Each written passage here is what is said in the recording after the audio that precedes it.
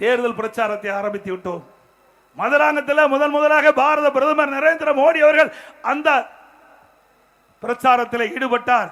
அப்பொழுது எங்களுடைய கூட்டணி கட்சி சேர்ந்த தலைவர்கள் எல்லாம் மேடையிலே தோன்றி தங்களுடைய கருத்துக்களை பகிரங்கமாக தெரிவித்தார்கள். கட்சியில் அப்படி இருக்குதா? இன்றைக்கு நான் வருகின்றவங்க கூட பெயரை பார்த்தேன், பத்திரிகை பார்த்தேன். காங்கிரஸ் திமுக கருத்து வேறுபாடு.